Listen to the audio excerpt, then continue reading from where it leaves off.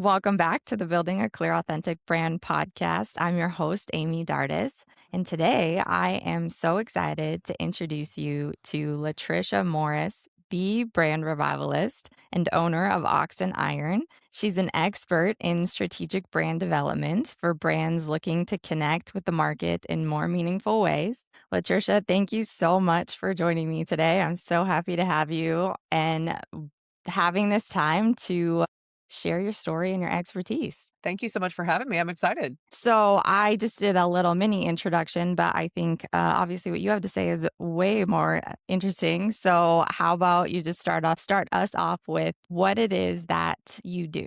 Oh gosh, the full package. So as you said, I am the brand revivalist and owner of Ox and Iron. Ox and Iron is an agency that I launched several years back on graphic design work, where I had been doing graphic design work for years on years, decided I was going to go ahead and take it to the market, give it a go, see how things went.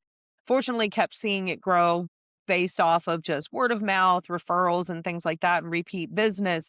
But one of the things that I took note of with clients that were coming in was how many of them were not able to answer some basic questions about their brand that I felt like, man, if we really want to get this project right, we need to understand these things. We really need to understand who we're speaking to, proper calls to action, how we're going to actually speak a message that's going to move that person in any capacity. And so from that point, I dove headlong into branding, went back to Brandmaster Academy and other studies and stuff like that. And it's been a no looking back. I just love it. So, a lot of people think of branding as like graphics and logos. How would you describe like what branding is? Oh man, yeah. So I get a lot of people that do make that assumption that branding is logos and typography and color palettes, and it's like that's really the last part of branding. When you're talking about branding, I think the simplest way to understand it is at its core, it's really about identity and communication systems, right? People often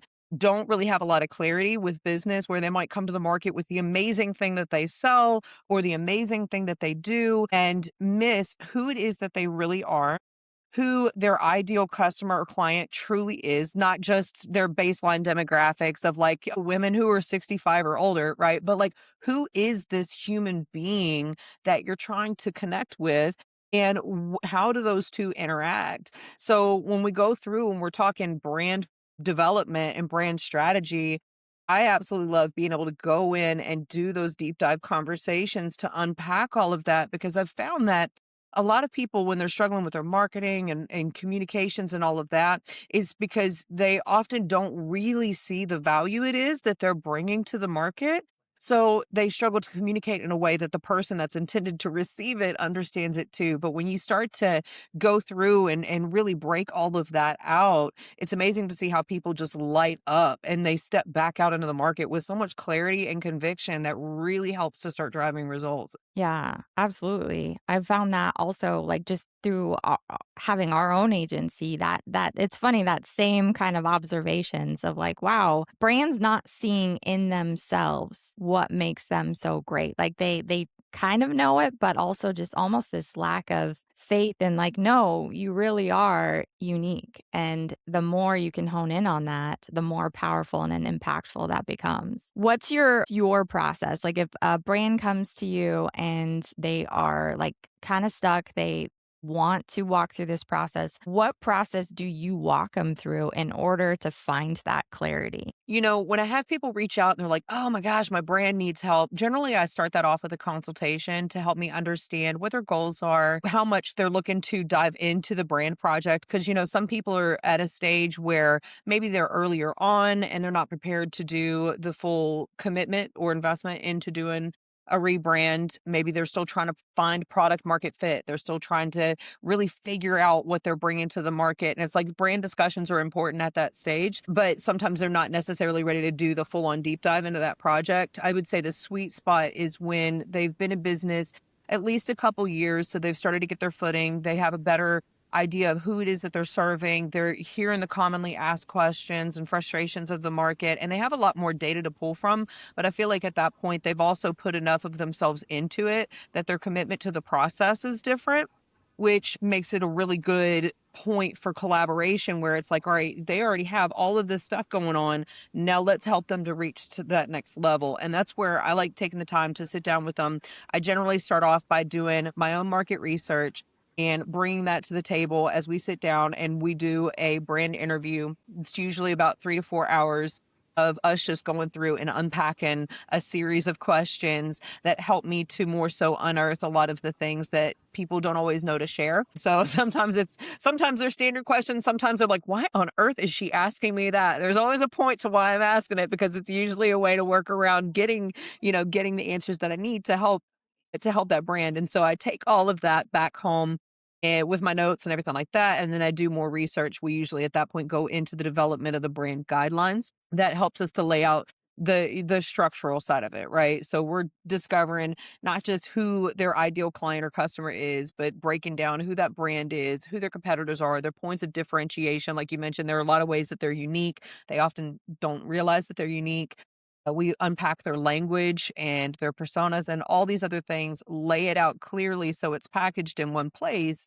That way they have that tool to readily share with their team. If there's another marketing agency that's going to pick the ball up and run with Google ads or something like that, like it goes to them. But then we move from that phase into developing the brand assets so that we can help them to clearly articulate everything that we came up with in that development stage. So short Mhm. story And long, right.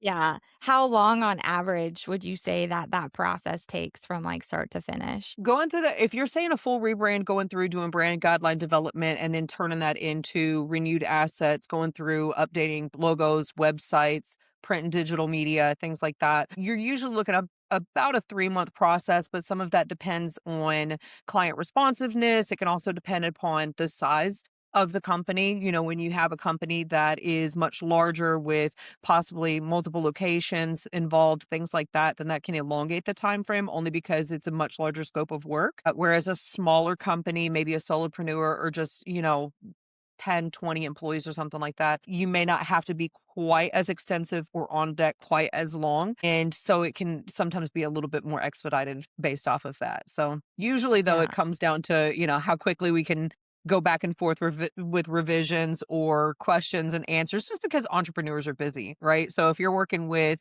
board members, you're working with leadership, you're working with maybe the owner of the business themselves directly, like how much of a workload they have aside from that project can also impact how long the project takes. But as far as my side of it, I usually try to keep it keep it nice and tight, but not rushed. Why do you think brands struggle so much with this foundational clarity piece? Like, when it's their own story, their own business, like, they're in it, why do you think they have such a hard time being able to really hone in on it and then communicate it in a meaningful way? I think one of the things that I see is that a lot of times people have a hard time committing to the process, particularly when businesses are operating from a place of reactivity. Right. So Mhm. when a business is in a position, there was a saying I read once. It was like marketing is almost always done from a state of crisis, which is terrible, right? That's a very sad True. reality to live in but for a lot of businesses, that can hold true even with some that are truly, truly amazing businesses or ones that have even been top players for decades, right? Is it really depends on kind of like where they're at, the state of mind that they're in as they're making those decisions. I think one of the bigger roadblocks is that when they're looking at branding, it tends to be one of the latter things that they circle around to because they're in a stage of like, well, maybe if we market this way, maybe if we run these ads, maybe if we push these campaigns, and they're needing to meet a short run need, right? Like we need Mhm. revenue now. And a full rebrand is not necessarily a revenue now strategy, as not that it won't produce a soon result, right? But branding and rebranding, it's something that produces more fruit over time. And so I think one of the challenges that a lot of businesses run into is where they're looking so much for immediacy that they overlook the importance of the strategies that are going to support longevity and help to compound over time. So when you're talking about branding, rebranding efforts, it is an effort that should compound over time. But if they're in a state of being reactive, they're not necessarily processing that or seeing that. And instead, what ends up happening is I see them shift into trying to mimic what other people are doing, copycatting other companies, or at least trying to somewhat imitate them as much as possible, and resorting to tactics that they hope give them those quick wins. And it's like, okay, sometimes you do need that quick win. Go for the quick win when you need it. If it's still on brand, right? If it doesn't hurt your brand. But then also, what are we doing to invest in the long term success of the business? That's where we go back to branding. Yeah, I have been guilty of all of those things. Like, I mean, and I've I've Yeah. I've been guilty of it so often, so much that I've come to the point where it is so painful where I'm like, okay, I cannot keep doing this because I find myself in this cycle. And then that pain and that discomfort is what forced me to be like, okay, I really have to think long term and I have to I have to go through this process because what I'm doing, I'm tired of it, like, just biting me in the butt every time. Yeah. Well, and one of the things that I did, I mean, when I first started my agency, this is, there's a lot of this that I've had to learn myself the hard way, right? Because when I first started my agency, I Mm. started it thinking that I was just launching a side gig to get me through a season. And that I was definitely awakened very quickly to the fact that I needed to really be thinking about it in terms of not just a side gig, but actually running a business, profitable business, and then also building a business that I would actually want to run. And I think that's part of the hurdles that people have to get over, especially when they maybe launch the business because maybe they worked as a painter for so many years for so many other companies and then they went out on their own. There's a learning curve that happens when you're going into running your own business, doing the thing that you're so exceptional at. And when we're in that startup phase, I know like for me, it was like, oh, okay, well, I just need work. I just need projects, right? And at some point, I had to realize, like, okay, if I keep trying to take on projects at any cost, like, oh, no, I'll do it for that much, that's fine. And I'm not really making what I need to make, then for one, not making what I need to make in that moment only sabotages my overall capacity to continue to stay in the game as long as possible and be of the best service to the people that I'm here to serve. But it was also a trap, right? Because you keep saying yes to bad fit clients, you keep saying yes to projects that don't pay you what you actually need to make, and what it comes with a cost. We're often thinking, well, I need that check now. But I hit a point where I'm like, okay, saying no to that, like I may already be uncomfortable and I know I need to take on these projects. I know I need more clients coming in. I know I need more revenue coming in. But if I keep doing that, taking on clients that are bad fits and that aren't paying as well, or they're just a pain in my butt and they're zapping my freaking time and energy, I'm going to stay stuck in that rut. And I'd rather be a little bit more uncomfortable for a time and hold my Mhm. ground so that I can establish stronger positioning than to stay in that trap. And when I made that shift, I shifted and say, okay, firmer boundaries, better setting rates that were where they should have been to begin with, right? But changing my rates not for the sake of overcharging, but for the sake of charging them out that makes keeps me in the game while also helping clients respect what I was doing for them.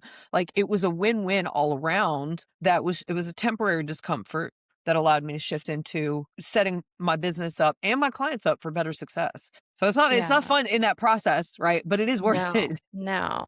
Did you find that going through your own branding process, what was that experience like for you? You know what? Like the first time I went through a rebrand process was with myself and I didn't even realize that's what I was doing. So, if you take me back on a timeline, when I originally started learning graphic design work to begin with, what I started my agency with, I actually started learning it because I was going through my own health journey and I was a young mom, stay-at-home mom.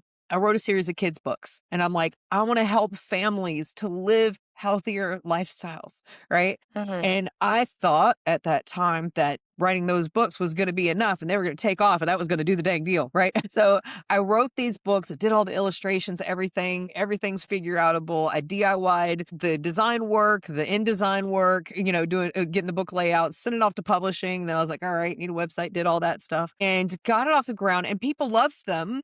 But then I hit a point where I realized I was like, you know what? In order for me to help the people that I'm trying to help, I actually need to pivot and speak more to the moms that are feeding the kids and help them work through their own transformation. So at that point, I Mhm. started changing my marketing and my messaging and all of this other stuff, made my own pivot and really walked through a process of learning to rebrand before I was into branding and had my own firsthand experience with it there, but then continued to stack on like the business education and the marketing education until I came full circle around to brand work. And then even as I came in and I launched the agency Ox and Iron, again, a side gig. I just need to get this thing off the ground and then hit a point where I'm like, crap, I need to go back and do my own branding. And so Mhm. I think sometimes too, when you're in it, when you do it, but you're in the middle of it, that in Yeah. itself can be its own challenge because sometimes you're trying to read the label from the inside of the bottle and it doesn't Yeah. always work. No. But you do what you can. Like, Yeah. There was something you wrote on your website that I thought was so good. So you said, this is slightly paraphrased, but not a lot. Rooted in strategy, refined by experience, I found my edge in the trenches. I didn't have investors, mentors, or a safety net. I had work ethic, raw skill, and zero intention of staying stuck. That launch served as the catalyst to me finding my stride in the work I do now and genuinely love. And I love that. It's just especially what you said about, like, this, like, just this willingness to not stay stuck and finding your edge in the trenches. Like, tell me more about that. girl, that was loaded. So when I say finding my edge in the trenches, even if you look at when I started my agency, I launched my agency off of less than $400 and a crap ton of desperation. I was in a position where at that particular season, I was working in real estate. Market went freaking nosedive. Nobody's making money in that market. Well, except for maybe a handful, right, of your top producers, which I was not one of those at that time. I was, definitely still in my younger years in the market. And I came into it saying, okay, like I didn't have the resources to hire out a full team. I didn't have all of the connections expressly, but I did have grit and I did have tenacity and I did have a determination to do whatever I could to help my family and to help my clients. And so with that, it meant working through the process and being willing to make the mistakes that we make, being willing to learn the hard way, right? And just keep showing up. And I think that's one of the things that, like, man, when I come into the work that I do, I would say that the season fortified a lot of different things in me beyond teaching me about brand. It also Uh-huh. taught me a lot about the potential that people carry and the difference that you actually can make when you help to call that out of them.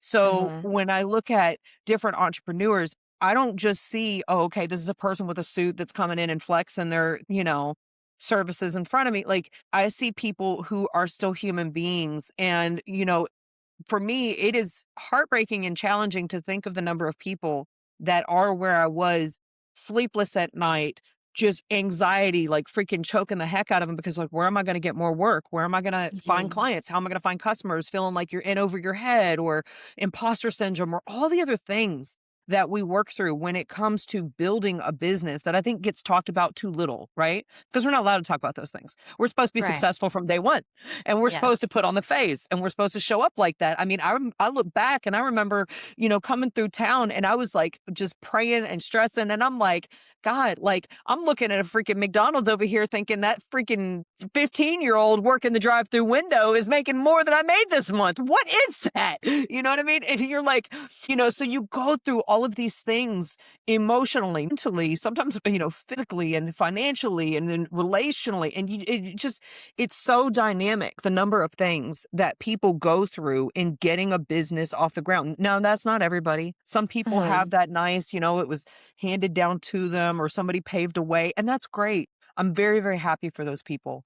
But I think my positioning, my voice is more for the people who God is helping to carry in this journey of crossing the chasm, that wherever it is that they were does not define where they're going, where He can take them. And so it's like, okay, God, how can I walk in such a way as to be willing to go through that process too of saying it's not going to be, it may not be easy. Sometimes it feels like an outright freaking dogfight. Sometimes it's like Mhm. all you can do to keep your sense about you, wipe the tears off, straighten yourself up and walk into that networking meeting like everything's good. You know what I mean? Like there's so much that people go through. behind the scenes. And so when I work with a client, I love being able to step into a position of like, let's take all these freaking pretenses and burn it.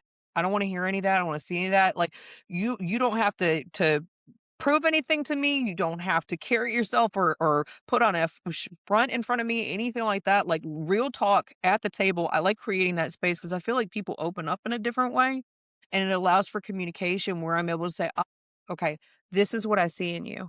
And then when we start to work to pull that out, now, like imagine the power in, and I'm not trying to be too lengthy on this, but I get Mhm. excitable, right? Yeah. When you see somebody who goes from struggling, stressing, maybe they're having trouble with even connecting with their kids or their spouses because they can't figure this one thing out, to now you walk through a process, they're like, wow, this is the value that I actually bring. I actually do have something really great to offer. They come out with more clarity, they come out with more confidence, business starts coming in. Now, instead of stressing about how they're going to get from this month to the next, it's like, man, we got to figure out how we're going to expand our team. We've got all these people coming in. We need to, like it's a different, much better problem to me on that side of things. You know what I mean? But like when it shifts things. There's so many things that shifts when you get to go through that process, that I think me going through my own journey with it helped me to appreciate it better and become more passionate about helping other people to cross that chasm too. So Mhm. it's been my little personal obsession. Yeah, honestly mine too, which I love. Do you feel like people's personal identities are intertwined with the business identity? Very much so. Yeah. And I say very much so because I know sometimes people, will take a job to make ends meet, right? Or they'll take a job because it's like sometimes people find their purpose expressly in their work or in their business. Sometimes people do the business but find their purpose maybe just in how they carry themselves there and then what they do outside of it. I would not say that what they do in business defines their core identity. I think it's the ideally The the other way around, the other way where around. when I look at business, one of the things that I absolutely love about it is how I see God use it to create a time and a place for relationships. It gives a Mm, context to conversations and interactions between human beings. We miss things when we forget that. When we recognize that, then that's where, okay, who am I? Like, who is God? And then who has he made me to be as a reflection of him? How am I carrying that out into the workplace or any other place, right? And how does that affect maybe how I interact with people? But then stacking on top of that, I do believe that God has given each person special giftings. And that's one of the things I love about what you do in terms of helping with the internal brand component, especially is helping people to get into the proper position where their giftings are able to come out and flourish. Like they're able to bring what they've been gifted with to serve others out into the world. And yeah, everybody wins when that happens. So when you look at identity, it's like, okay, who is it that God made me to be? Now, with that, what has he also gifted me to do or to bring? And then how can that be expressed in the marketplace? And when you see that happen, I think that's where people shift out of being so darn transactional and reactive to markets to being very mission minded in a way that makes them virtually unstoppable. yeah. Do you feel like the process of you being able to call out that greatness and kind of make that safe space for talking about more vulnerable, like identity, like authentic type topics, is that something that God had to develop in you in order for you to now be comfortable and bold even in doing that? Ooh, 1000%. 1000%. And I So say you didn't that just walk because in just, doing it right away. you know what? I have learned to be uncomfortable with being vulnerable and not in a way, I think sometimes people have a hard time walking that line, like professionally. I've seen people that are too walled up and closed off and don't realize how sometimes their unwillingness to just relax and be human with people can serve as a barrier to communications and authentic relationships. But then at the same time, I've also seen other end of the spectrum where sometimes people want to divulge way too much and it can also be problematic. And like, okay, at what point are you like dumping things on people? I One of the things that I remember hearing a while back ago was the importance of learning how to tell story, but also in a way where you intentionally omit details in a way that allows them to process their own story. Because sometimes Hmm. we think that, oh, I need to share my whole story and all these details and da da da da. And when we start doing that, there's a concept called neurocoupling that happens with story, right? So when we're sharing about ourselves or where we're at or anything like that, or we're helping to have that conversation with somebody else, neurocoupling happens. But when we start going into too many details and we start getting too deep into like us, then it actually breaks that because it reminds the person that we're talking about you and not them. And by the way, you're still talking. And, it's like, so when it comes to that vulnerability component, like try to use it only so far as it's needed to open the door for them to know that they have permission to shoot straight. Right. Mhm. I try not to come in and carry this air of like, no, you have to be super rigid and da da da da. Like, it could be my story, right? Like, I might even be just joking with people, or like, oh my gosh, like a goofy little thing I did, tripping coming in the door from the parking lot. Like, it's a reminder we are human, and remembering that and being okay with that is a beautiful door to some of the richest conversations. I Yeah, don't know if I answered absolutely. your question very well, but we'll I edit it feel out like if not. no, I'm glad you mentioned that because, like, the power of story, especially I know for me, like, as an entrepreneur, like, there has been this pressure and this expectation to have it all together, to be that expert, to teach, and in doing that, I disconnected from the human element of that, and I always felt tension and friction with that. I felt that imposter syndrome because I did feel God saying, "No, your story is very much ingrained in how I want you to share and connect with people." And I was afraid to do that. And so, walking through a season of really having to embrace my own story and then find how do I share that in the business context and finding this balance of being professional but still being authentic. And Mm. that can be a scary place to be for a lot of entrepreneurs because, man, like there's just that pressure of like, oh, but if anyone sees that weakness or if anyone sees that failure, no one's gonna listen to you or want to work with you. Yeah. Well, and going back to and this is again, sorry, I know I was kind of long way around. You were asking about the identity component. It's like Uh-huh. there's so much of it that I've seen that when it comes to knowledge, it's out there. When it comes to resources, they're out there. Yet when we look at where people are struggling and where we get to come in when we're helping them with brand, right? Is that it actually to me, it opens the door for a conversation to really get back to, again, that identity and communication component, because that is more often than not where the hang up is. Like, you need good strategy. Sometimes it's, some cool tactics that you can put in your tool bag that really help to give you an added edge or drive results. But I find that the bigger hang up can be identity. And I know that I had to learn that myself with my own walk, where being a business owner has repeatedly forced me into situations of recognizing that the challenges or the hangups that I was facing in this season to the next season to the next season, it was where God was actually having to deliver me from false identity systems and patterns and behaviors that were tied to those things so that I could actually step in as who he crafted me to be, to walk confidently in what he had entrusted me with, right? And I think that's where, we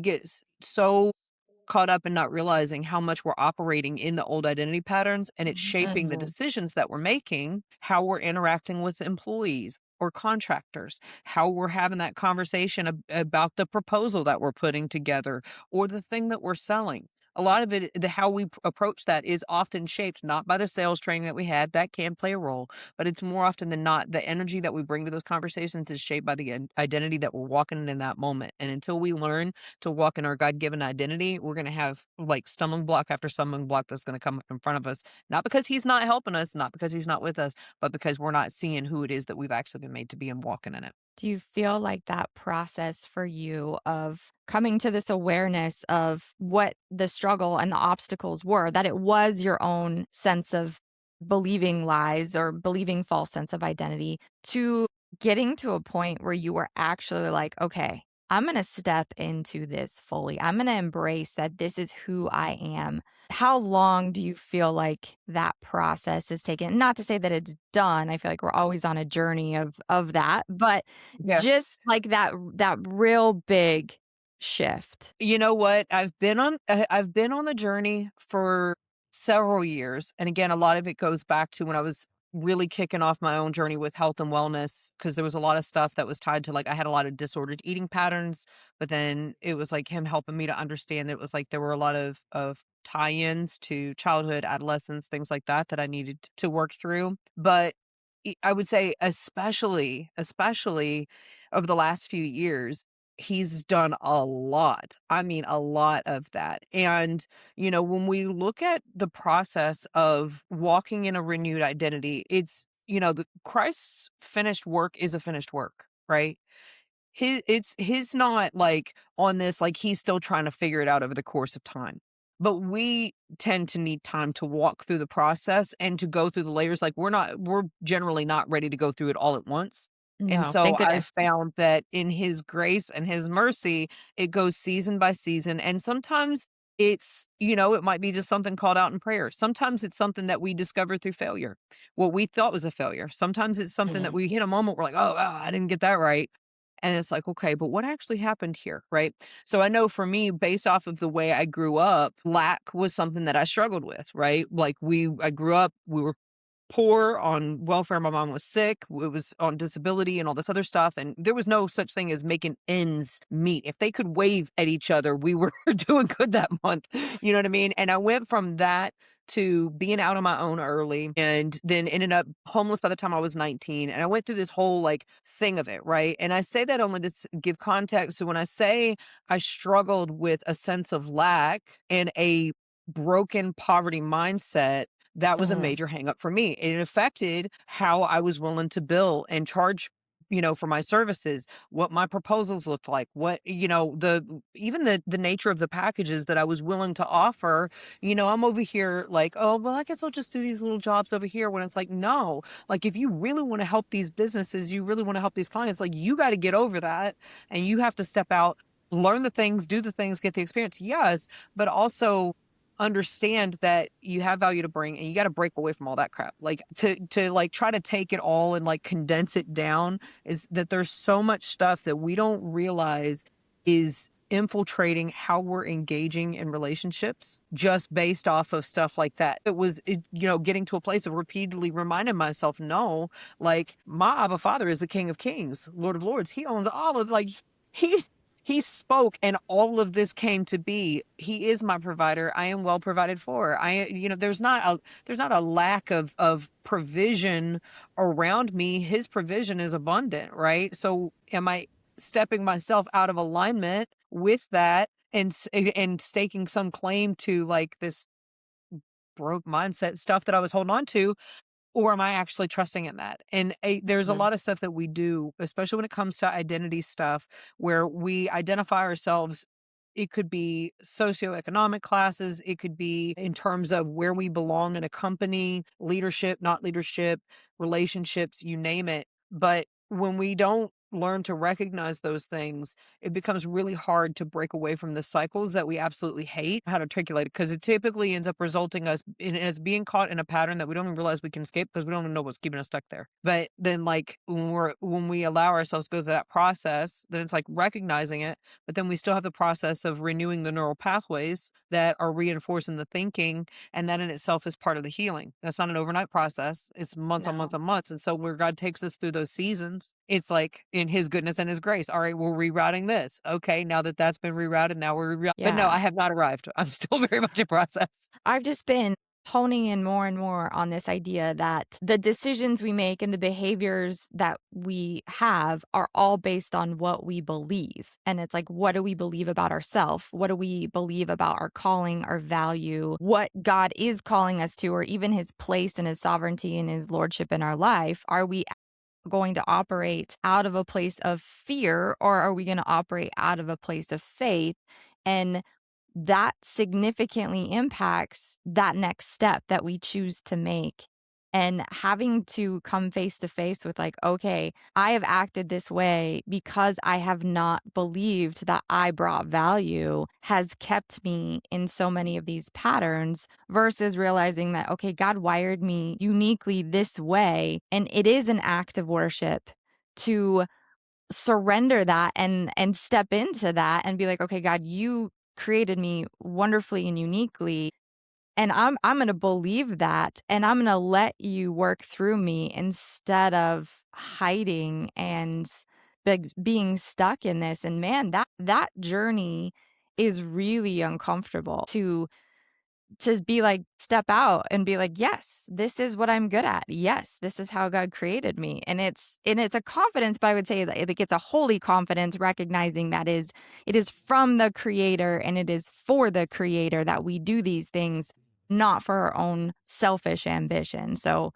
finding that right heart attitude too is, I mean, that I think that can be a slippery slope as well, because I think it's easy for us. I know I certainly have struggled with wanting things for the wrong reasons. Well, you know what though? I think you really hit on so many different things there where, we don't like there's a difference between confidence and pride or confidence and ego being in the way, right? And I think we have a hard time. That is I know when I say we, I mean I have historically had a very hard time in finding that balance where for the longest time I could not discern well, and I'm not even gonna say I've figured it out, right? But I feel like I'm getting a little bit better with it between humility and self-deprecation.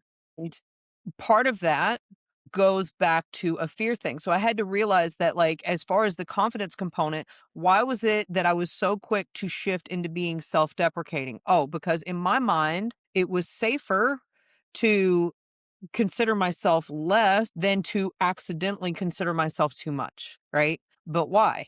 Because we not that I would say not that I'm for being prideful, right? But there is a difference, like you said, in that holy confidence in saying, I'm not going to use my words or my thoughts to diminish what God has created. He said, I am wonderfully Mhm. and masterfully made. So I come into agreement with that I am wonderfully and masterfully made. I'm not helping anybody or serving anybody by acting like I don't have the gifts that he placed within me to go out and serve the people that he's called me to. But I think when you back it up, you go back to that fear component that you were talking about. There's part of the word, it says that there is no fear in love because perfect love casts out fear. And what is it that we're ultimately struggling with much of the time? It's our definition of God or how we view God and how we understand the love of God and the fact that we are actually loved, right? Like there's not a single thing that I'm going to do today or tomorrow or 10 years from now that's going to make me more or less loved than what I am now. Now, how Mhm. does that affect how I view God as Abba Father, right? I believe it gives us a much greater freedom to be his children, to go out, to try a thing, maybe make a mistake and know that he's bigger than our mistakes. It's not, we don't have to go out into our field saying, oh my God, what if I don't get it perfect? Right? Is he going to take this away from me? Is he going to clobber me over the head? Am I going to? No, his grace is more than enough. And he's not looking for you to get all the things right. It's a journey with him. So when we go through, there are some of the things he's like, he'll let us try out, knowing good and dang well it ain't gonna work, so that we grow through the process. And ultimately, what do we do? What is the ideal situation there? We go through, we do the things. Some things we get right, some things we get wrong. The things we get wrong, but why did I not get that right?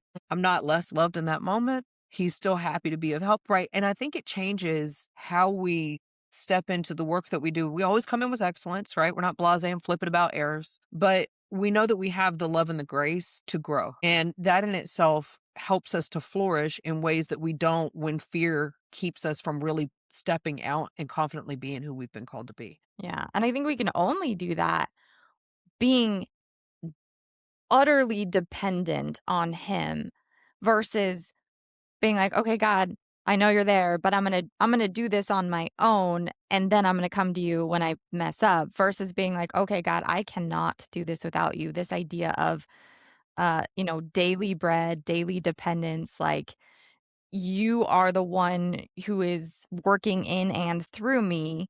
And I think as humans, we're drawn to this, like, we want to do it in our own strength versus realizing that we are weak, but his power is made perfect in our weakness. and that idea of grace. And I know experiencing grace this last year for me has been the first time that I've really, because I've always struggled with the idea of grace, honestly. Like I've always felt like I need to earn love and I need to do this right because, God expects this of me. And if I'm not living up to these expectations, then I'm failing versus coming into this, like you said, there's nothing I can do today that makes me more loved than I was last year or 5 years ago, or even in my darkest, deepest, most broken moments of like experiencing like that is true love. And it's like if God loves us, part of it is also us learning to love ourselves. And it's like, how many of us do that? Like, how many of us actually truly love who we are?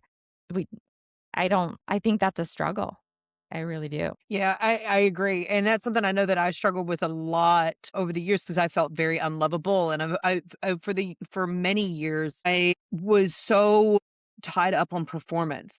And if I did good enough, then I was worthy of being loved and affection, right? Like if I was performing well, then I'm lovable. And when I'm not, then I'm a disappointment. I'm a failure. I'm all of these things. And that was what was happening in my head. None of that's true, right? I had to get to a place of recognizing that none of that really is true. It was just the narrative that I was allowing to continue on in my own head. And it served as a barrier because what becomes very easy when we operate that way is we often shift into overperformance, right? Where we go, Mhm. we got to do way, way too much, take on too much to the point of burnout, right?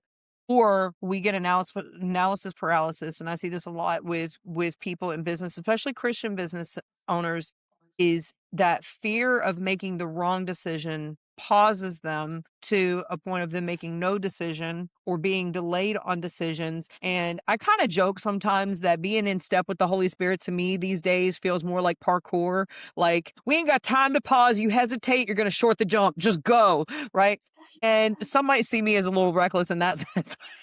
But there's pros and cons balance to be had there. I'm not saying I'm right or wrong. I'm just Yeah. saying, as far as stepping out, I think I've shifted more into this, like, I don't want to be so frozen in place because I'm just fearful, right? Because Mhm. that's not necessarily helpful. And like when you were talking about the self reliance, is that I have seen that on the other side of it. I've also seen people freeze up. Like, if God doesn't tell me exactly what it is that I'm supposed to do on this next click, then I'm not going to make a move until And he I'm not does. gonna do it. And Yeah. I think that also it like misses the accountability that we have, right? As well as, the opportunity to let our decisions be worship, to be an affirmation of our allegiance. Like, God is big enough to recognize the heart that we're making those decisions from. And when we go home to be with him, it's not going to be, did you make every correct sales and strategy decision? Did you do all the right marketing strategies? It's going to be, what was Mm. the heart posture that you had when you were making the decisions about your company? Or anything else in life? What was it that was really compelling that? Was it because you were operating, you look at like the parable of the talents. What was it that got the one with the least in trouble? He mischaracterized the master and operated from a place of fear. He said, "Oh, we know you're harsh." He was afraid of being punished if he accidentally made the wrong decision, rather than saying, "You know what? I'm going to bring my best," trusting that he is a good master that's going to recognize that. Mhm. I've been reading through the Old Testament, and I've been reading through 1st and 2nd Kings, and one of the revelations I'd never even picked up on before was how when he goes through each king, basically you see like God assesses the king on whether or not their heart was fully devoted to him or not. And it didn't matter about all the, political accomplishments or economical accomplishments. It was just like, did he one, did he do evil or right in the eyes of the Lord? And then two, was he fully devoted like David was, or did he follow in the steps of his father and still allow some of the things that shouldn't have been allowed? And it was just like king after king after king. And it's like, that's how God is looking at their kingship, was how did they posture themselves like in worship to God? And I'm like, same thing for a business owner, for anyone, but for an entrepreneur, it's like it's not about all of the right or wrong decisions that you make within your business or whether it succeeds or fails or, how much money you make. It's, was your heart fully surrendered to God? And did you obey that, that's when we get to the end, like, that's what he's gonna look at. And having to you mentioned this earlier about, like, this intersection of identity. When I first started out, my business was my identity. Like, that instead of it being like, "Okay, my business is affected by my identity, it's intertwined that way," but before, it was like, what I thought about myself was 100% dictated by how well or not well things were going in my business. I have seen that and lived that so many times over. And I don't think when we're in the thick of it, we're doing that. I think that's something that's very hard for us to see. I think it can be hard for us to recognize when we're frustrated about something not going right because we are really taking a blow to the ego versus just being frustrated because of maybe the consequence of it not going right. Right. Like Mhm. that marketing plan didn't go as planned and we lost this much on that campaign, right? That's one thing. Okay, what do we need to do to reroute or fix that or not make the same mistake again? It's another thing when it is an ego blow.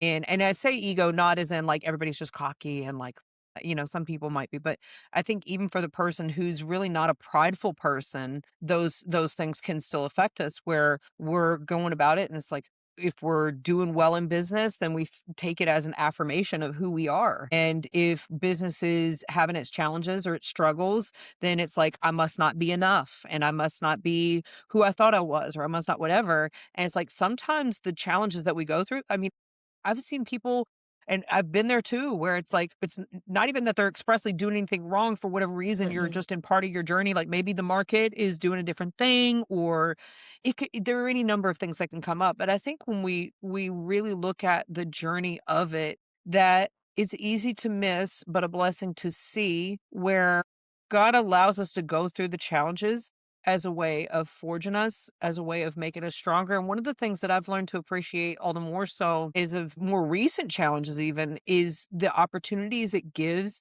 They get the opportunities that those things give to affirm my allegiance. Not that he needs to see it, he knows what's in me way beyond what I know what's in me, but for me to be reminded of what matters most. And the idea that if things go bad, we're doing something wrong, like that connection of, and like, I think God shows us over and over in the Bible that that's not the case at all. We go through hard things no matter what.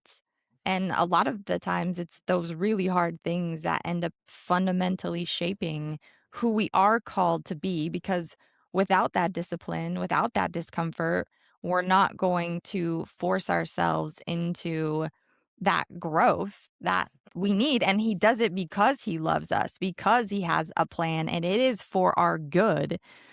And it doesn't mean that just because we're going through what is good doesn't mean that it just is this huge blessing. Like, God called me to build this business and I was like, okay, you called me to this, therefore all these doors are going to just open up right away. And that's not at Yeah. all what happened, but it was through the process of doors not opening that he called me into a wilderness season where it's like, that's also biblical too, that there is purpose in the wilderness season and that's not punishment. And it was actually your friend Matt who you connected me to, he wrote this beautiful article on what it's like to be in the wilderness season and about it being formation, and I thought that was so insightful and so good of like, oh man, and like Jesus went to the wilderness before he started his public ministry. Mhm. The Mm. Israelites had to leave Egypt and they had to let go of Egypt. They had to get Egypt out of them before they were ready to enter into the promised land. And so it's like realizing that the wilderness isn't a punishment, it's preparation. And it's easy to forget that. Yeah. Well, and I think that's something that I've tried to find that I think that sense of balance in and I even hate using that word balance because I think we use it and it's like who even knows what that means? There's no such thing, right? There's like staying on your feet and not falling over. It's not really it doesn't mean everything's stable. It just means that you're on your feet. But not like there's a concept of extreme ownership, right? Which I do think is important. If from the perspective of saying, okay, what could I do differently? What should I do differently? Not from a place of saying, I'm a terrible person if something goes wrong, but extreme ownership in a sense that's empowering to say, I'm not a victim of life. I'm not a victim of circumstances and situations. Like God has given me an ability to take this and learn from it and grow, right? But when Mhm. it comes to that sense of like, oh, well, it's easy for us to feel that way. I think that like if God's called me to it, then doors are just going to open. And it's great when that happens that way, but it doesn't always. And some people would say it doesn't often, that we do often go into places of challenges. And I think that it's important for us, especially in business, to remember that, God's presence or blessing upon a thing is not measured by the same metrics that we would measure a business, right? So his hand being upon a business is not confirmed or denied based off of revenue, based off of how many Mm. clients are on your books or how many people are on your team. You can have people that are out there that maybe in that given season, in that moment that you're talking to them, maybe they're really struggling with revenue, but the generational impact they are making through what it is that he is their hand set to is astronomical. Maybe he has them, like you said, in that wilderness season for a reason. And I have found that when he takes me into those wilderness seasons, like I've had several times over where business is going good, good, good, good. And then all of a sudden I'm like, okay, things slow down. Maybe not necessarily like, okay, I have no clients, but to where I'm like, okay, I'm looking at the numbers going out and the numbers I'm expecting coming in. God, what's going on here? Sometimes he uses it to show up and show out like he likes to do. Like, don't forget who your provision actually comes from, right? His timing is impeccable. But I've also seen him use it to create the space for innovation. And when I say innovation, one of the things I truly believe is like your greatest source of innovation, it's revelation. And that revelation you only get when you take the time to step aside and walk with him. And sometimes it Mhm. is in that wilderness season where it is you and the Holy Spirit. That's it. You know, and you're like, God, I don't know what is going on here. There have been times when I'm like, God, I don't even know what's going on. I need direction. Why is this not working? That not. But then see that's like, when you shift your thinking, and this is where it's important to watch the thoughts, right? Because we can easily go into this downward spiral of, oh, there's not enough revenue. There's not this coming in. There's not, and and we could have provision and opportunities surrounding us, and we don't see it. Why? Because we're here. Mhm. As opposed to, okay, what opportunities are you calling me to, or what are you calling me to use this time for? It was years back. I remember going into one of those seasons where it was so wild because I had in mind to start a book project and just didn't have time to do it. I had so much client work. I was busy, busy, busy. And then it was like here, I had a trip to California planned, and it just so happened that pretty much everything that I had going on for clients like rounded out right before that. And it created this pocket for me to enjoy family and also work on another project that I wasn't getting time for while I was entrenched in client projects. I've seen him do it even since then, where it's like sometimes there's like a bit of it's like a break that you get, and it might feel like, oh, okay, but I need revenue coming in, but that he's also putting things in place that generate substantially more revenue once it's locked in. Right? Mhm. Us being so busy with what we think we need in the moment is actually the barrier keeping us from going up to the next level that he's looking to carry us to. But we have to trust him long enough to go through that wilderness process in order to realize that. And even when we're in it, not be like, oh, God, you're taking everything away. There's no opportunity. No, God, what is it you're looking to do in this time? Yeah. And him always being big picture, I mean, big picture, so much bigger than we could even imagine. And you have a really good analogy with your garden and vineyard analogy. Can you share, like, explain that? Because I think that is so good. That was something I actually caught myself saying years ago, and I didn't realize how true it would be to my journey when I Dang said it. it. Gosh. But even, I mean, this even being back when I was like working more in like the health and wellness and stuff like that, was that I didn't set out to plant a garden. I set out to plant a vineyard. And that being that a lot of people, when it comes to business and vocation, and both are necessary. And it's not that one's bad and one's good, or one's right, one's wrong. It's not that, right? Just different journeys. You have a lot of people that will set out to plant a garden, which is a quick turnaround. You sow seeds in a garden, Mhm. you plant it in the spring, you start pulling fruit from that in the summer, in the fall. When you go out to plant a vineyard or an orchard, you establish it years before you see fruit. And over the course of those years, everything that you're doing, tending to it, is in faith that it is going to come to fruition. You're constantly going through, you're making sure that you're keeping the weeds out, you're making sure that you're pruning, you're shaping, you're nurturing the soil, taking care of the soil, the foundation of that vineyard. But there are a lot of years there where you see no fruit. And I think when we're talking about business, especially a legacy business, we can miss that side of it when we're in those early stages. Because, like, I'm just not seeing, I'm working my tail off here. Can you not see the calluses on my hands? And there is no fruit in them. If Yeah. only there was just a little bit of something. God, I'm hungry. I want, what is going on here? Why am I not seeing fruit? Right. But then you hit this point where it starts to bear fruit. And at that early onset, it's exciting, but it's still not the fullness of where it's going. Right. If you keep tending to that vineyard, you end up with something that can, I think they say with grapevines, they can produce, once they start producing, they can produce for over 100 years. Right. Can you Wow. imagine the power of going in and establishing? You look at Proverbs, what does it say? It says, out of her earnings, she plants what?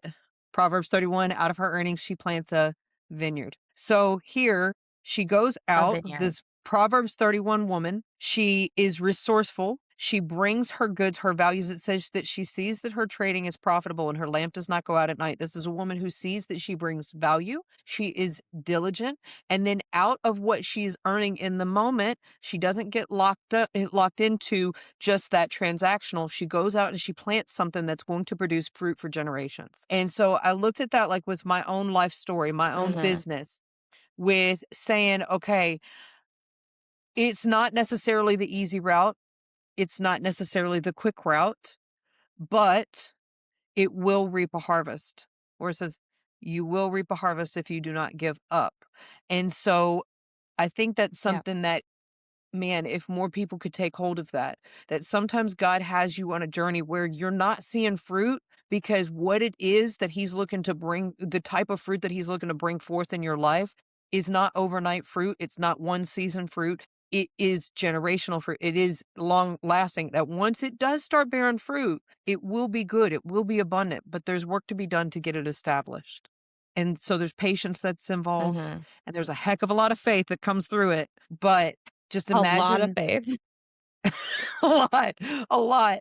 But I look at, like, Yes. what does it mean for the generations to come when we in faith continue to set our hands to the task? Mhm. That reminds me of Abraham too and the covenant that God made with him, and how he promised him, more descendants than he could, count. And here he just started with one son and he started with one son when he was, 100 years old, but one, like one child. And then that turned in like, he didn't give him 10 sons, he gave him one. And then the way that generation to generation to generation that and he kept his promise and he kept his covenant. And then God counted him as righteous because of his faith, and just how powerful that is. Just everything coming back to this idea of like what do we believe, and how's that gonna dictate how we show up. For you, not for you, but also what would you tell someone who is like struggle like we talked a lot about identity and gifting and stuff. What do you think the process even looks like of someone like finding me like, okay, how do I find my gifting? How do I call out or recognize what are the things that I'm actually good at? Like whether, what did that look like for you? Or what would you tell someone who is starting out on that journey? I would say I wouldn't say that there's a hard and fast formula, but personal experience, I have seen in myself and for a lot of other people how God tends to use the journey to cultivate the giftings, right? So Mhm. a lot of people, if they look back at maybe some of the life experiences they've had, maybe some of the areas of challenges or hardships and what they've learned through that. There are a lot of times that you will find the gifts fortified through that. And some of it too can be like maybe you're artistic and he called you to create. And just create, just allow yourself to go through the process. But as far as locking in on that identity, it's just willing to be I think for any of us, figuring out who we are starts with us seeking to know who he is. Because when you look Mm, at what does the word say? That we have been crafted in his image. So if we don't even know who he is, who his he character, his nature, any of that, it's not possible for us to know who we are, right? Yeah. It'd be like trying to, it'd be like trying to describe ourselves while standing facing the opposite direction of a mirror. I mean, Mhm. we got our back to a mirror saying, well, I look like, you don't know. Yeah. You can't see the Yeah. smudge on your face and the broccoli in your teeth from there. Turn around. No, no, that's stupid. But no, I mean, I think really it starts with seeking to know who he is. I know for me on my own journey, one of the studies I absolutely loved going through a couple times over was on the names of God. There's a book by Nathan Stone that I thought was really great. I know there are a couple of them out there, but that one in particular was my own favorite. It's a short read, but very, very powerful and impactful, where he looks at it's cool because he goes and he looks at the names of God in the context of where they were first revealed and what that name actually means, how it tied into that when it was revealed in the Old Testament and how we see it realized in Jesus in the New Testament. And I'm like, man, how many times over does God use life situations to reveal more of the story that he's telling in our lives, right? Help us to understand more of who Mhm. he is. And then by consequence of that, we start to learn more about who we are.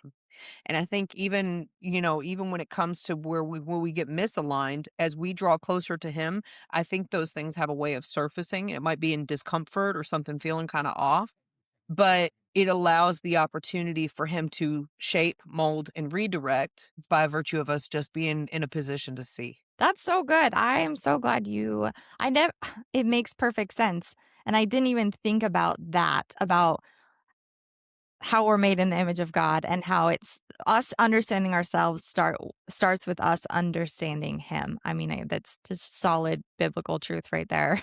I love it. So I mean, I guess what do you feel like what's the season you're in right now, or like what do you feel like you at least have a vision for, or God is calling you to right now? And then I mean, not to say like where do you see yourself in the next 5 years, but like just um what do you feel like is coming next, or what are you working towards? Ooh, there's been a lot that's been in the making. So I just wrapped my manuscript for one of the books that I had already had in mind. I really felt like he was impressed upon me to get that one wrapped up. That one is called Brand Power Moves. And that one Okay. is more of I would say a secular book, right? Like anybody can pick it up and run with it in their business and use it to leverage the tools and the strategies that are used by the big multi-million, even billion-dollar players in the market, right? On just simple brand strategies that they can put into action in their own businesses. So that would be something that I is in the near future that I'm working to get that into print, and then I want to go through get the Audible and stuff like that so people can listen to it in a car because my target market is not typically sitting down with a book.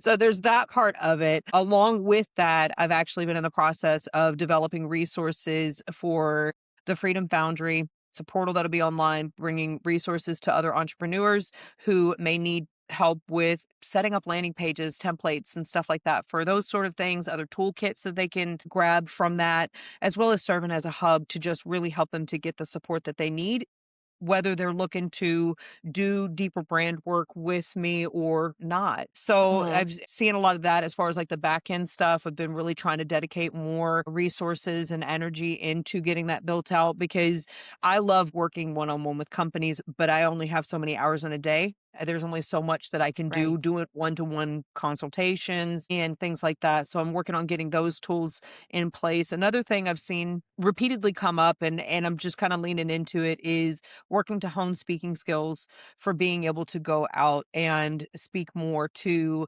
Christian entrepreneurs in particular. This past January, I had the honor of hosting a Christian leadership summit.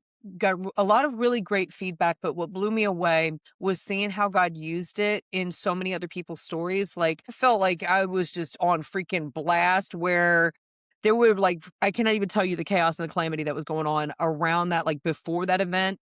And then even after it, like, I think I freaking like smacked a hornet's nest or something like that in terms of the spirit realm. Like, I'm like, stuff was just coming at me from everywhere. But that event, itself, everything went so smooth, so good, and I'm still, like, literally having people that are like, "Oh my gosh, at that event, da da da da da da," and the stories, the testimonies that are coming out of it, and I'm like, "God, I wanna be available for more of that." Like, Yeah. not just helping in a business context, but, you know, I love marketplace ministry. It is something I'm so passionate about. I get so hype about it, so excited about it, because I truly do believe that when you're talking about entrepreneurship, you're talking about God entrusting somebody in a position of leadership within a business, that is a position of leverage. And that leadership gives us a position to be able to go out and really make an amazing, huge impact on culture. I think when we think about being a Christian in business, I tell people a lot that there's a difference between being a Christian owned business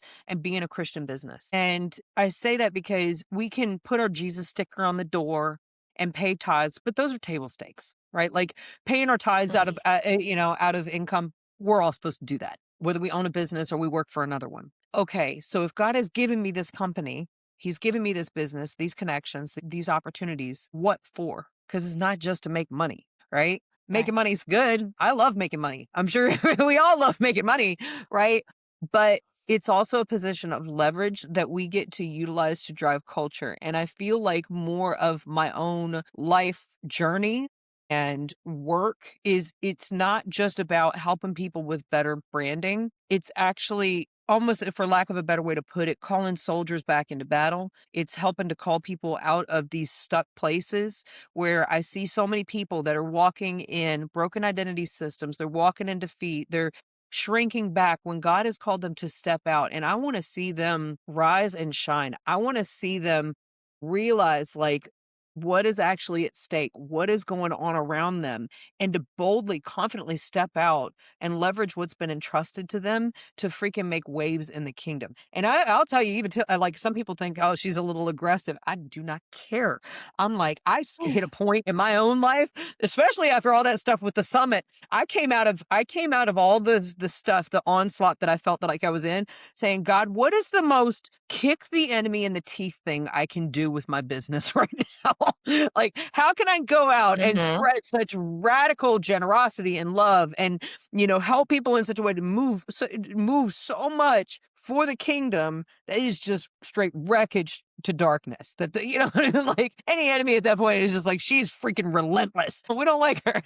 I get a little hype on that kind of stuff, but I'm just like I get tired of seeing people live run over. I get tired of seeing Christians live like they're less. Mhm. And I know for my own walk, I'm like, if God says no to a thing, that's okay. But I don't want to settle for a less that's life than I could be that I could I don't want to settle for a life that is less than I could be living because I didn't have the courage or the faith to believe him for more. And I want to see more people able to step into that. So as far as like again, short story long, what is she moving into? That's the kind of stuff I'm leaning into. And that's all the more why I'm working to get the one to many stuff out as far as like Freedom Foundry and stuff like that is to free up more of my time for that, for being able to step into the places of being able to bring that message to other people and help to call people into that. Because I believe that God is looking to just take, especially this coming generation. I believe he's looking to do amazing things, huge things. And I want to see more people confidently stepping up in that and just being all out, all in. They're like, let's go. Yes, I love that. I love that. I love the power and the conviction and the purpose and the calling. And I feel like that is an attribute of God, right? It's like that he is a passionate God, and it's this fight for identity, right? It's this fight for purpose and calling, and you're brand revivalist, like you are a revivalist, and it's like this revival of just like purpose and calling and passion, and it is a war, it is a battlefield, and I think it's to our detriment that we downplay that, that we downplay what is truly at stake when we settle, when we get stuck in these ruts, knowing that God created us for more, he calls us to more and for more,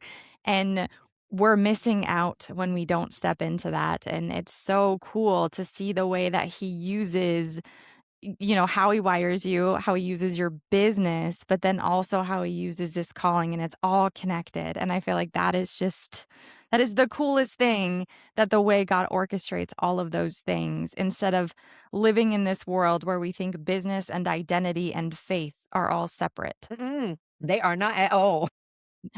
No, they are not. So, where can people find you? Where can they follow you and get connected? Get on this revival. So, I'm on the usual channels, Facebook, YouTube, Instagram. The easiest place to start would be to go to my website, thebrandrevivalist.com. And of course, there are all sorts of links and resources and things like that that they're welcome to connect with me there. And then yeah, subscribing to my YouTube channel. And that one is just at Brand Revivalist. Okay, perfect. And I will make sure that those are linked in the show notes. But yeah, that's all for today. Thank you so much for joining me and for this conversation. I know I feel excited and pumped up. So I hope our listeners do too. Likewise, thank you so much for having me.